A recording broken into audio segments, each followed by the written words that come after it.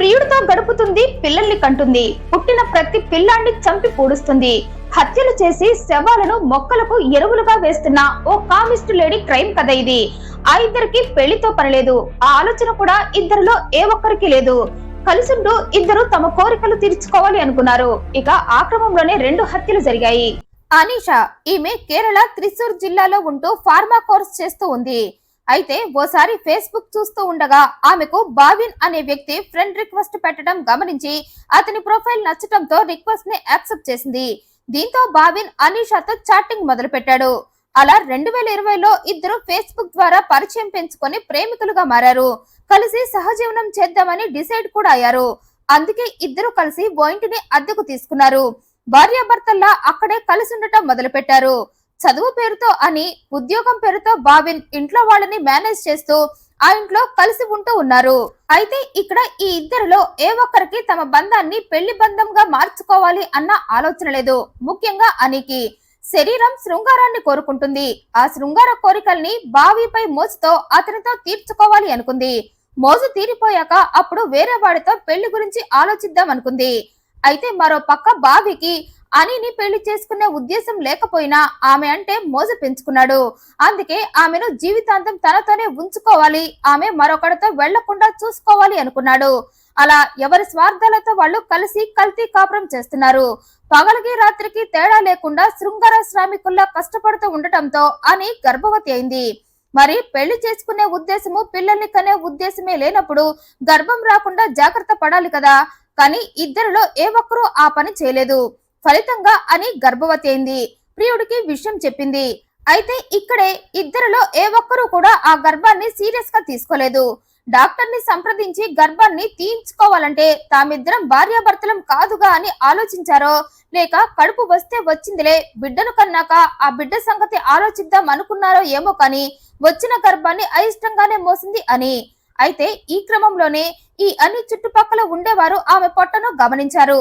ఆమె పొట్ట చూస్తే రోజు రోజుకి పెరిగిపోతూ ఉంది. ఆమె గర్భవతిలా అనిపించడంతో అందరూ ఆమె నెల తప్పిందని ఫిక్స్ అయ్యారు. కానీ ఎవరు అనిని ఆ విషయం గురించి అడిగే సాహసం చేయలేదు. కారణం అని చుట్టుపక్కల అందరితో గొడవలు పెట్టుకుంది. మరి తమ బంధాన్ని చుట్టుపక్కల వారు ప్రశ్నిస్తారు అన్న ఉద్దేశమో లేక పొగరుతోనో ఆమె చుట్టుపక్కల అందరితో గొడవ పెట్టుకొని వాళ్లతో మాట్లాడేది కాదు. ప్రియుడు కూడా వాళ్లతో మాట్లాడేవాడు కాదు. అలా నెలలు గడుస్తూ అనికి నెలలు నిండి ఓ బాబుకి జన్మనిచ్చింది. అయితే ఆ బాబుని చూసి అని పిల్లాడిని తిట్టుకోవటం మొదలుపెట్టింది. ఎక్కడా లేని కసి, కోపం పసిపిల్లాడిపై పెంచుకుంది. కారణం ఆ బిడ్డను కనటం అసలు ఆమెకు ఇష్టం లేదు. ఇక మరో కారణం తామిద్దరి కామానికి గుర్తుగా పుట్టిన బిడ్డను చూసి సమాజం తమని ప్రశ్నిస్తుందని.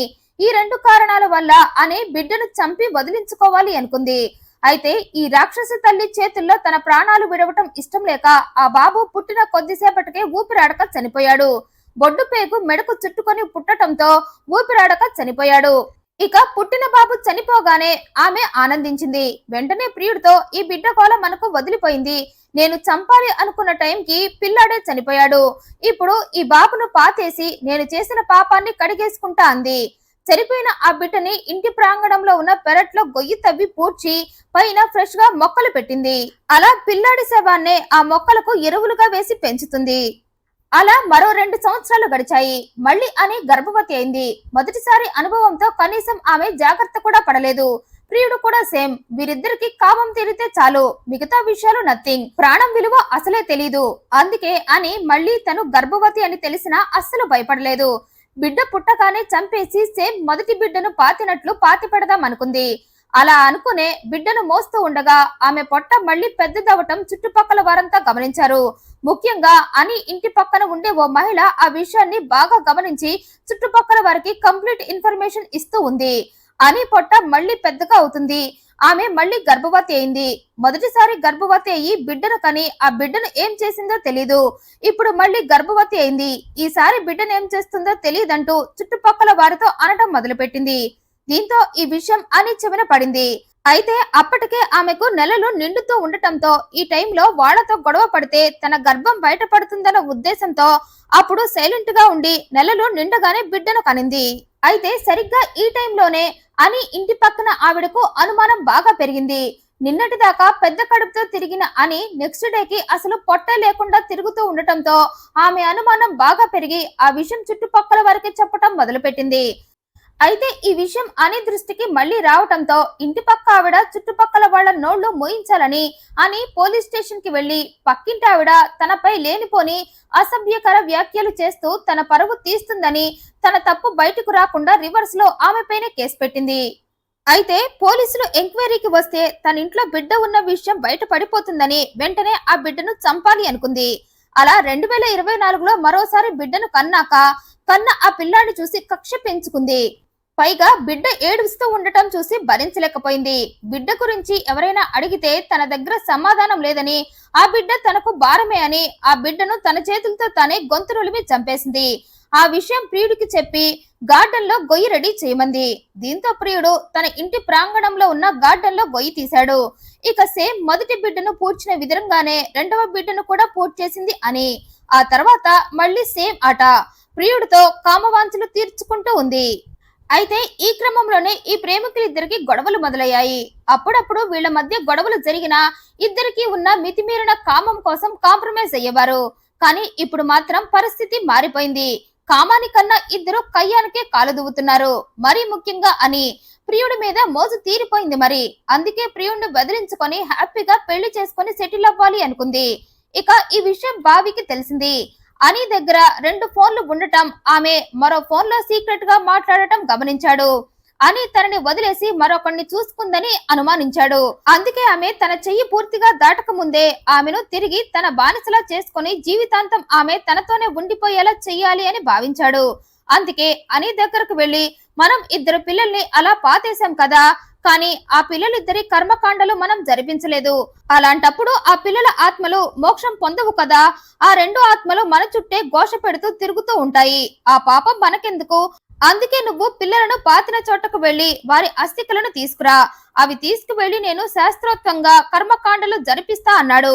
ఇక అందుకు బాగా ఆలోచించిన అని ప్రియుడు చెప్పింది నిజమేనేమో అని, అలా చేస్తే తన పాపం పూర్తిగా కడికేసుకున్నట్లు అవుతుందేమో అనుకొని వెంటనే గార్డెన్ దగ్గరికి వెళ్లి తను పూడ్చిన పిల్లల ఎముకలను తెచ్చి ప్రియుడికిచ్చింది. అయితే ప్రియుడు మైండ్ లో వేరే ఉందని ఆమె గ్రహించుకోలేదు. ఆమె తనని వదిలేసి వెళ్లిపోయిన రోజున అని 2 హత్యలు చేసిందంటూ ఆ పిల్లల ఎముకలను ఆధారంగా చూపించి అనిపై కేసు పెట్టి ఆమెను ఇరికిద్దామనుకున్నాడు ప్రియుడు. కానీ ఈ విషయం తెలియక అని పిల్లల అవశేషాలను బావికి ఇచ్చి కర్మకాండలు జరిపించమంది. అలా కాలం గడుస్తూ ఉంది. ఈ ఇద్దరి మధ్య దూరం ఇంకా పెరుగుతూ ఉంది. చివరికి అని ప్రియుడిని దగ్గరకు కూడా రానివ్వటం లేదు. ఎప్పుడు చూసినా సీక్రెట్ గా మరో ఫోన్ లో మాట్లాడుతూ ఉంది. ఇక అది గమనించిన బావి పరిస్థితి చేయి దాటిపోతుందని, అందుకే ఈలోగానే అనిని తనకు బానిసగా చేసుకోవాలని, నువ్వు నన్ను వదిలేస్తే నువ్వు చేసిన 2 హత్యల గురించి పోలీసులకు చెప్తా అని బెదిరించడం మొదలుపెట్టాడు. అయితే తనే చంపినట్లు ప్రియుడి దగ్గర సాక్ష్యాలు లేకపోవడంతో ఆ విషయం పెద్దగా పట్టించుకోలేదు అని. దీంతో ప్రియుడికి ఆమెపై కోపం కట్టలు తెంచుకుంది. ఆమె తనని వదిలేస్తుందని అర్థమయ్యి ఆమె మీద పగ తీర్చుకోవాలని ఆమె ఇచ్చిన పిల్లల అవశేషాలను ఓ నల్ల బ్యాగ్ లో పెట్టుకుని 2025 జూన్ 29 ఆదివారం ఫుల్ గా తాగేసి అర్ధరాత్రి దాటాక త్రిశూర్లోని పుదుక్కాడ్ పోలీస్ స్టేషన్ కు వెళ్లాడు. తన బ్యాగ్ లో ఉన్న పిల్లల అస్థికలను చూపించి అని తన 2 పిల్లల్ని గొంతునులిమి చంపేసిందని చెప్పాడు. ఈలోగా కేసు ఫైల్ అయిన మహిళ కూడా రంగంలోకి దిగింది. నేనేమి ఆమెపై తప్పుడు ఆరోపణలు చేయలేదంటూ ఆమె 2 సార్లు గర్భవతి అయిన విషయం గురించి చెప్పింది. వాళ్ళు పిల్లల్ని చంపే రాక్షసులంది. దీంతో పోలీసులు యాక్షన్ లోకి దిగారు. వెంటనే అనిని అదుపులోకి తీసుకొని విచారించగా తనే 2 పిల్లల్ని పూడ్చానంది. అయితే ప్రియుడు చెప్పినట్లు మొదటి పిల్లాన్ని నేను చంపలేదని, చంపుదామనుకునే లోపు ఆ బిడ్డే చనిపోయిందని, రెండవ పిల్లాన్ని మాత్రం నేనే గొంతునులిమి చంపి గార్డెన్ దగ్గర పాతేశానని, 2 పిల్లల శవాలను గార్డెన్ లో పాతేసి ఎముకలను ప్రియుడికిచ్చానని చెప్పిందామే. ఇక బావి ఇచ్చిన ఎముకల నమూనాలను పోలీసులు త్రిశూల్ మెడికల్ కాలేజీకి పంపారు. ప్రైమరీ ఇన్వెస్టిగేషన్ లో ఆ ఎముకలు పసిపిల్లలవే అని తేలింది. నేరం ఒప్పుకోవడంతో పోలీసులు అనిని అరెస్టు చేసి ఆమె మీద 2 సెక్షన్ల కింద కేసు నమోదు చేసి ఆమె ప్రియుడు బావిని ఆమెను మరింతగా విచారిస్తున్నారు.